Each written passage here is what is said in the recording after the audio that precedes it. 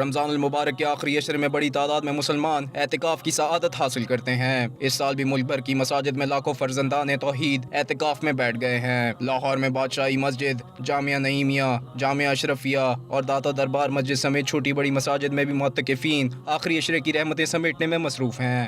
داتا دربار مسجد میں 2500 کے قریب معتکفین کے لیے سیر و افطار کے انتظامات بھی کیے گئے ہیں۔ یہاں پہ جو ارینجمنٹس کی ہیں اس میں آن ایوریج تقریباً 2500 لوگ اعتکاف کی سعادت حاصل کریں گے۔